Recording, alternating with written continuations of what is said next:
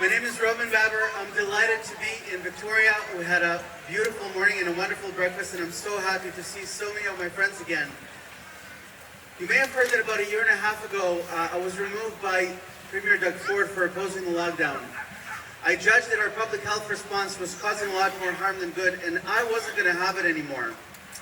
And that's what I wish to restore to government and public service, is that we're finally able to trust the political process to put Canadians first.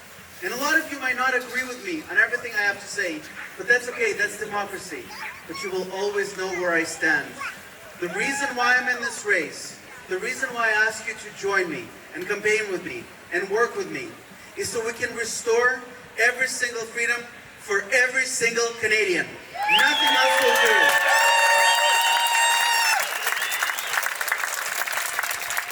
I'm very, very concerned about the erosion of Canada's democracy. Some of you know that I was born in the former Soviet Union, and we didn't get our freedom until 1989 when the whole thing started crashing down. And I see some similarities, regretfully, and I'm scared, knowing how fragile our democracy is. You know, one of the defining elements of a communist regime is when the narrative is false and government engages in remarkable action that's predicated on a false narrative. We knew as early as May 2020 that most of the risk is in long-term care homes. We knew that the virus is so transmissible that most of the metrics we were worried about are actually not as worrisome as we thought they were, but we didn't change our public health response and continued to treat the virus as if it was March or April 2020. At that moment, government stopped being frank with us, and it continued to engage in remarkable action. And when it does so, it does so without limit. It can continue for as long as it wants, or do what it wants, and that isn't right. That's why I think that the most important thing we have to insist on from our elected officials is to restore integrity to government. It's so simple. It's basic integrity. But there are other similarities. In the Soviet Union, you could not fly between the republics or exit or enter Canada freely.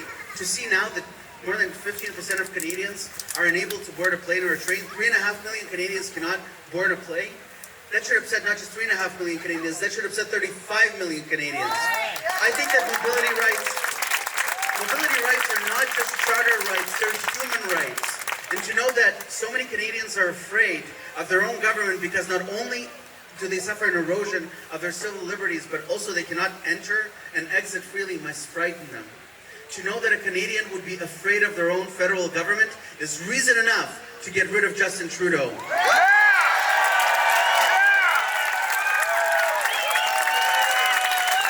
Same with the mandate. I think that it's inhumane. It's inhumane to make someone choose between their personal health and their ability to put food on the table.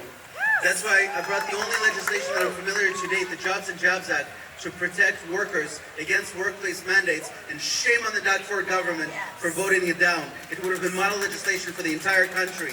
We have to fight and we have to articulate a very common sense propositions for all those Canadians that are suffering 21st century unprecedented segregation that will be a stain on our country's history forever. We know that 2 shots offer minimal protection against infection, even according to the manufacturer.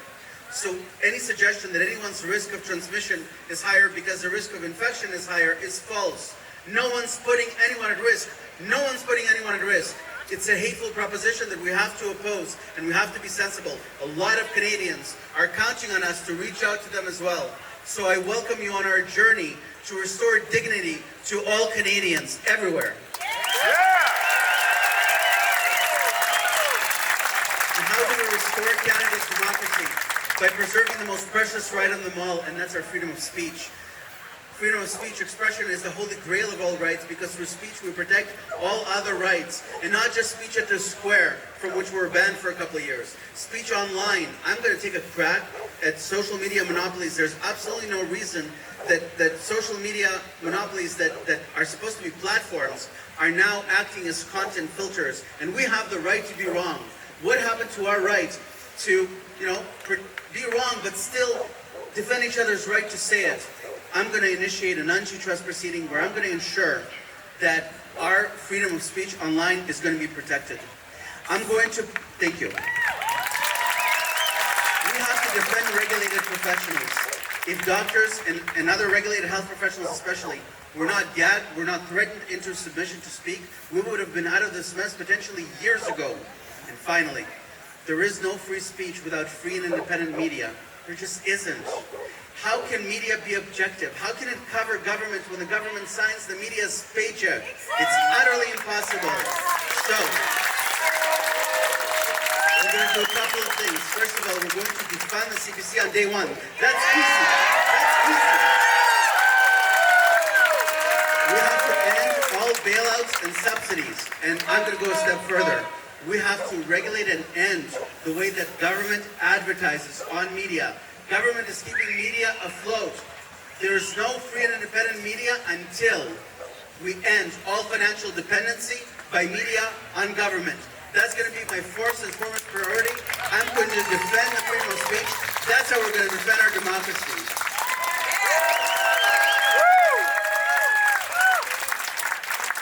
I'm so grateful to the freedom movement for galvanizing so many Canadians.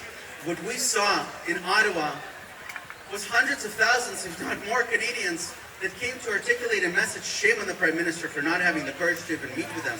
And everything that Justin Trudeau said about the truckers was false. There were no weapons. There was very little foreign funding, not more than 10%. There was no foreign collusion, and the arson was not connected. February 18th will go down as one of the worst days in our country's history when government turned on peaceful protesters. But I also think it was a beautiful day because what we saw is freedom-loving people that did not oppose. There was no resistance. There was no violence. We saw on February 18th that it was a truly peaceful movement. God bless them for giving so many Canadians a voice.